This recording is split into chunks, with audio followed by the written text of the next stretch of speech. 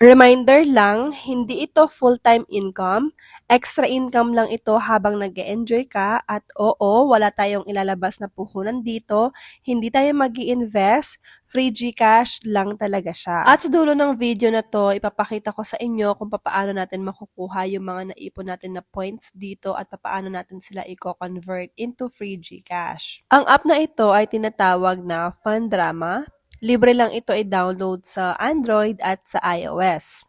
Sa app na ito, points yung mga nakukuha natin kapag ginagamit natin siya and pwede nating i-redeem yung mga yon through PayPal, GCash at saka dun sa ML Diamonds. Kung lagi ka nga naglalaro ng ML, nako, perfect na side hustle ito sa'yo dahil pwede ka nga makapag-convert ng mga diamonds dito through watching at paggawa ng mga microtasking. Pero kung yung aim mo naman is kumita ng extra, nako, pwedeng-pwede rin naman sa'yo to. At kung iniisip mo kung paano kikita, nako, simple lang.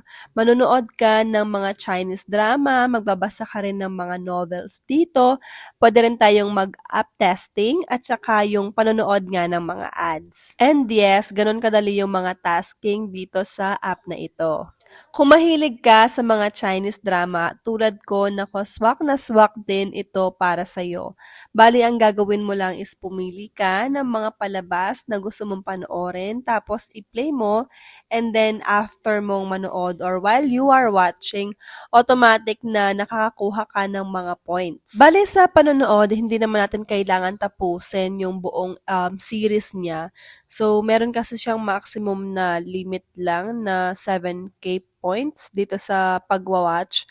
Bale, after natin makuha yon, pwede naman tayong tumigil na and then mag-move on tayo doon sa next task niya, which is nga yung reading at saka yung iba pa. Pero depende pa rin sa'yo yon kasi ako minsan kapag nagugustuhan ko yung pinapanood ko na Chinese drama or series dito sa app na to, tinutuloy-tuloy ko pa rin siyang panoorin kahit na stop na yung mga points na nakukuha ko. Tapos kung reader ka naman, madami ding mga free novels sa app na to na pwede nating basahin.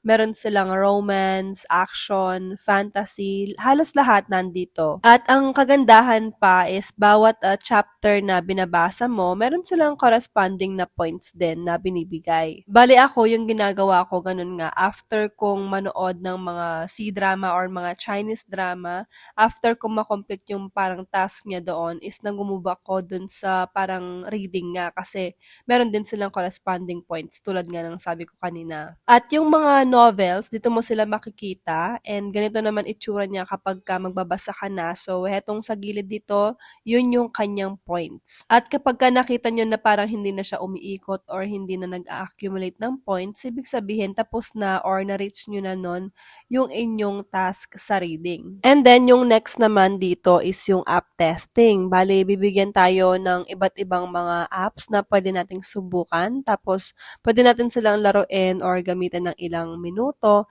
And then, nakakakuha din tayo ng mga points doon kapag ka natatapos natin yung mga task nila. Ang tawag nga pala sa task na to is Adjo. So, ilalagay ko yung link netong tutorial niya doon sa ating description below para makita nyo kung paano siya ginagawa. Itong Adjo nga pala guys, time consuming talaga ito kasi meron tayong parang task talaga tapos meron siya parang specific time lang na pwede natin siyang tapusin. Pero dito kasi sa Adjo, unlimited yung mga binibigay nila ng mga points dito. Kaya tiyagaan lang talaga sa mga gustong makaipon din tulad ko. At itong mga nakakalat na coins dyan sa ating home screen, nakukuhanan din natin yung mga yan. Bali, manonood lang tayo ng mga short ads, kumbaga, kapag pinipindot natin sila.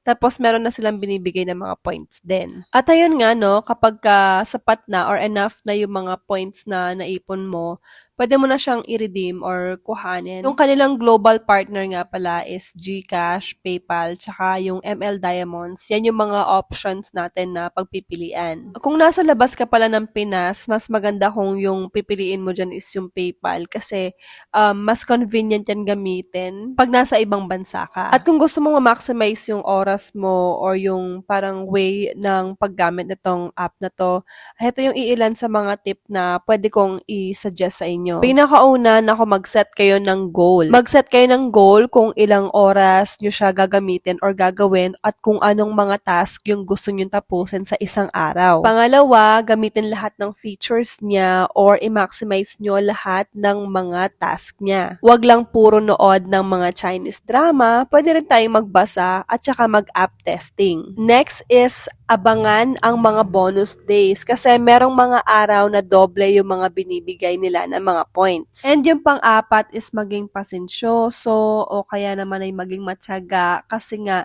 itong mga ganitong app is libre lang naman pero hindi talaga mga instant yung mga yan. It takes time talaga. At ito naman yung pinaka-aantay natin, yung pagka-cash out or pagpa-pay out. So punta lang tayo dito sa My Me or dun sa ating profile tapos hanapin natin itong redeem button. Pindutin natin yan.